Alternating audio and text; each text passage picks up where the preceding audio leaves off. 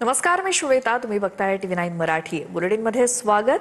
पंढरपुरात आषाढी एकादशीचा उत्साह आहे. मुख्यमंत्री फडणवीसांच्या हस्ते श्री विठ्ठल रुक्मिणीची शासकीय महापूजा पार पडणार आहे. पहाटे 2:20 मुख्यमंत्री देवेंद्र फडणवीस आणि मानाचे वारकरी यांच्या हस्ते श्री विठ्ठल रुक्मिणीची शासकीय महापूजा संपन्न होईल. आषाढी एकादशी निमित्तानं विठुरायाच्या दर्शनासाठी पंढरपुरात भाविकांची अभूतपूर्व आणि रेकॉर्ड ब्रेक गर्दी बघायला मिळते. ज्ञानोबा तुकाराम आणि विठ्ठल विठ्ठलच्या जयघोषानं अवघी पंढरी नगरी दुमदुमून गेली आहे.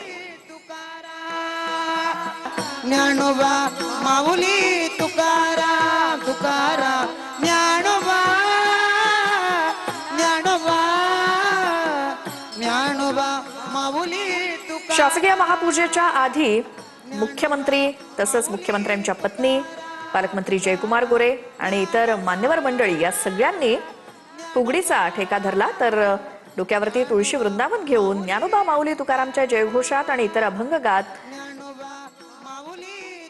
हे दृश्य आपण बघतोय. आणि आमचे प्रतिनिधी सागर सुरवसे हे देखील पंढरपुरातनं आपल्या सोबत आहेत. तिथे जाऊयात. सागर, आता काही वेळात विठ्ठलाची रुक्मिणीची शासकीय महापूजा सुरू होईल. आषाढी एकादशीच्या निमित्तानं त्याआधी पंढरपुरातलं काय वातावरण? निश्चितपणे आपण पाहतोय शेता, खरं तर मोठ्या प्रमाणात गर्दी जी आहे पंढरपूरमध्ये आता जमा झालेली आहे. खरं तर विठू माऊलींचा हा सोहळा जो आहे तो या ठिकाणी याची देही याची डोळा पाहण्यासाठी लाखोंच्या संख्येने वारकरी भक्तगण जे आहेत ते आता पंढरी नगरीमध्ये दाखल झालेले आहेत. आणि पंढरी नगरी जी आहे ती अवघी दुमदुमल्याचं चित्र आपल्याला या ठिकाणी पाहायला मिळत आहे. आपण आत्ता आहोत पश्चिम द्वारला, ज्या ठिकाणी आपण हे जे मंदिर पाहतो हेच श्री पांडुरंगाचं मंदिर आहे. आणि या ठिकाणीच या विठू माऊलीचं दर्शन घेण्यासाठी शेकडो किलोमीटरचा प्रवास करत या ठिकाणी हे सर्व विठू भक्त जे आहेत, विठ्ठल रुक्मिणी भक्त जे आहेत त्या ठिकाणी दाखल होतात आणि आपल्या सावळ्या विठुरायाचं दर्शनासाठी या ठिकाणी दाखल होतात. खरं तर पायी वारी करत हे सर्व भक्तगण जे आहेत ते आज पंढरी नगरीमध्ये दाखल झालेले आहेत. उद्या आषाढी एकादशीच्या निमित्ताने या ठिकाणी चंद्रभागेचे स्नान करून नगर प्रदक्षिणा करत विठू माऊलीच्या कळसाचं दर्शन घेत आपली वारी जी आहे ती पूर्ण करत असतात. आपल्यासोबत अनेक भाविक वारकरी जे आहेत ते देखील या ठिकाणी. माऊली, कुठून आलेले आहात आणि काय भावना आहेत तुमच्या? इस्रसवरून आलोय. सकाळी घरून काम शेतीचं उरकून बराबर इथं नदी पात्रात 12 वाजता पोहोचलो. तोंड हातपाय धुवून पांडुरंगाचं दर्शन घेण्यासाठी या ठिकाणी पोहोचलेलो आहे. सकाळी सुद्धा सोबत आहेत तर गर्दी असते. माऊली, तुमच्या काय भावना आहेत? तुम्ही सुद्धा आलेला आहात विठू रुक्मिणीचं दर्शन घेण्यासाठी. हो, आम्ही घरी शेती करतो. गायींच्या धारा असल्यामुळे आम्हाला सकाळी जमत नाही, म्हणून आम्ही रात्रीच निघालेलो आहे. 7 वाजता घरून निघालो. इथे 11 वाजता पोहोचलो. आता 12 वाजता स्नान करून दर्शन घेऊन माघारी रिटर्न निघणार आहोत. आपण पाहतो. माऊली, रामकृष्ण हरी. कुठून आलेत माऊली तुम्ही? कुठून आलेले आहेत? काय भावना आहेत आषाढी एकादशीचे पावन? एवढ्या लांबून लोक येतात, आम्ही काय जवळच आलोय.